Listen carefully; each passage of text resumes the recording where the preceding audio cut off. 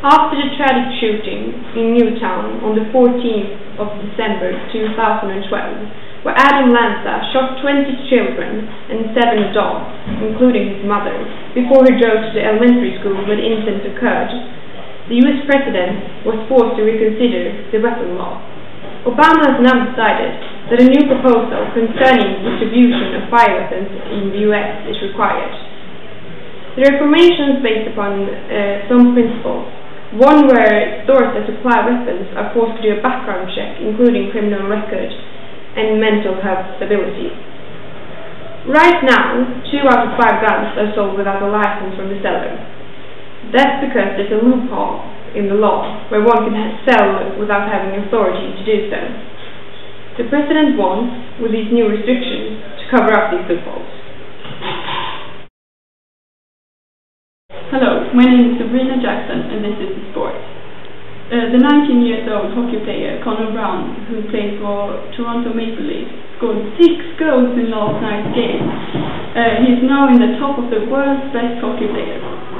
Hockey was classified as the most dangerous sport in the world last week. In the 3 first days of the NHL tournament, it was over 35.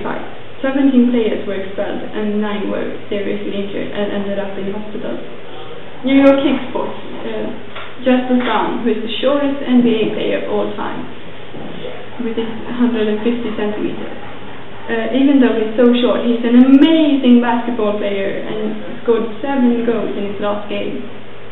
That's all for today. Hi, welcome to Entertainment News. I'm going to first talk about the famous singer Beyoncé. Beyoncé was singing the national anthem at a ceremony held for Obama in Washington, with about $1 million viewers. But she has now confirmed that she was lip-syncing the whole song. Apparently, the song was pre-recorded. When she held a press conference in New Orleans, she admitted that she didn't sing live. She told the press that she wanted to practice properly and she didn't have time to. She also said that she wanted to make Obama proud. A new season of America's Best Dance Crew is on its way. The show was cancelled after 7 seasons, and now the program directors decided to make a new season of the popular show. Hi, I'm Deborah Stevens, and I'm here to tell you today's weather in Sweden. In the capital, Stockholm, it's warm and quite cloudy. The temperature will be around 29 degrees, and if you're going outside, you should probably bring an umbrella, because our meteorologist says it's coming a thunderstorm. Down in Gothenburg, the weather is warm and not cloudy at all. The temperature will be around 30 degrees.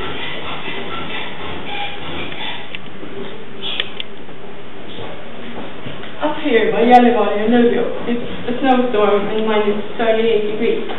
The roads are icy and schools are closed, and so you should probably not go to school today. That's all for me, and over to you. And now on to games. I'm going to talk about 2 games that have been qualified in the Eastern race. The first one is high popularity, and the second one of the greatest games ever. The first one is played by a lot of people worldwide. The nickname LOL is an acronym for League of Legends. The game was released in October 2009 and is now played by a breathtaking 32 million all over the world. The game actually beat World of Warcraft, that is, in most played in July 2011. The astounding fact that the actual game is free of charge is something that surely helps its escalating popularity. The game is classified, and hang on now, so this is an elaborated description, as an active real-time strategy battle arena game where you play on teams on 3 and 5 versus 5. The goal is to destroy the other team's nexus, and this is done by fighting your way through a lane, protected by turrets. Small fortifications, that is, blocking you from your goals. You must not forget that you're constantly fighting the opponents and their minions. Overall, you'll do well with good reactions and skill in this game. And now on to the second game, one that I would classify as one of the greatest games ever. This one's a real classic, and a part of the series. starring this charming fellow. Ocarina of Time was released in 1988 for Nintendo 64, 2003 for GameCube, and 2007 for Wii. It has the honor of landing on the 5th place of Guinness World Records 2009 Gamers Edition. The game takes place in Hyrule, where the lead character Link lives, more specifically in Ocarina Forest, a wonderful place where people never grow old, as long as they don't leave the forest. But Link is told by the great Deku Tree that he lacks the genetic link that restrains the other villagers from leaving, and he can do so if he wishes to. Deku now asks Link to travel to Hyrule Castle and save the Princess Zelda and the whole country.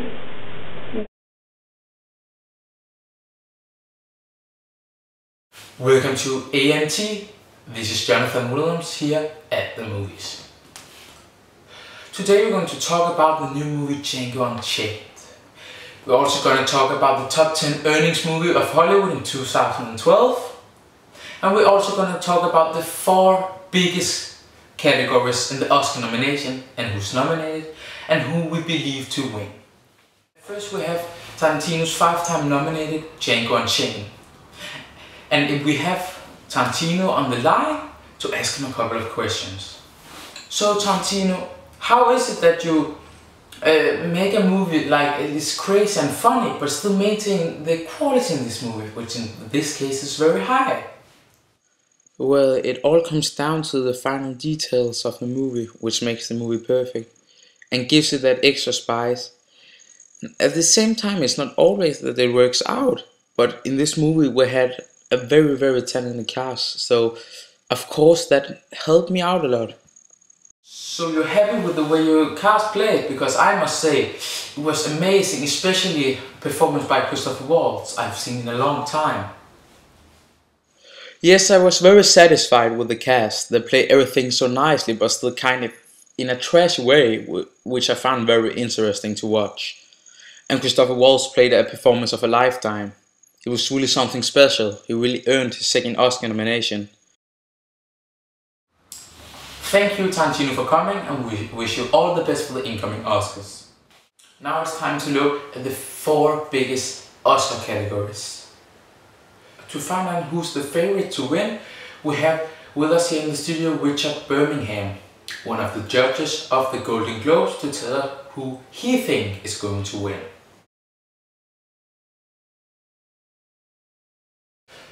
It's kind of hard to say because of all the great talent in this category, but my personal favorite is Bradley Cooper because he haven't made any movie like this before. And his performance is outstanding. The reason that I don't pick an actor like Daniel Day-Lewis or Denzel Washington is that I already won Oscars. I've been nominated a couple of times.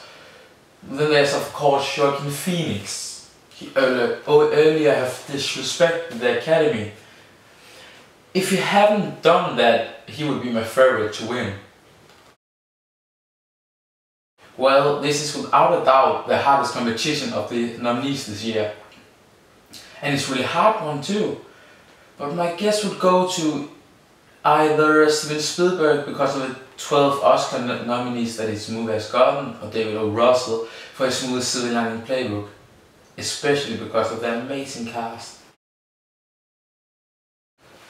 Well, my personal favorite category is Jennifer Lawrence because it's her first real movie and she plays far above average. She plays a fantastic performance in this movie. It's really inspiring to watch. This is actually not that hard for me to say who's gonna win. I really and truly believe that it's Lincoln that's gonna win. Because it's a story of the best American president of all time.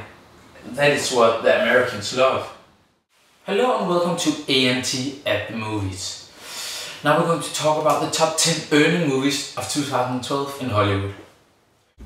At first we have the movie The Avengers with a total income of $623 million, an amazing amount of money. At second place we have the one and only and amazing The Dark Knight Rises with a total income of $448 million, a total of $135 million less than The Avengers. At number 3 we have the monster teenage success The Hunger Games with a total income of $408 million. I just can't afford to think like that. At number 4 we have Skyfall, the latest James Bond movie with Daniel Craig and Javier Bardem with a total income of $302 million. At number 5 we have the makers of The Lord of the Rings new movie The Hobbit: An Unexpected Journey with a total income of $293 million. At number 6 we have the teenage icons The Twilight Saga Breaking Dawn Part 2 with a total income of $291 million. At number 7 we have The Amazing Spider-Man with a total income of $262 million. At number 8 it's the animation monster success movie Brave with a total income of $237 million. At number 9 we have the movie Ted with a total income of $219 million. At last but not least we have number 10 Madagascar 3 Most Wanted with an income of $240 million. I dropped down.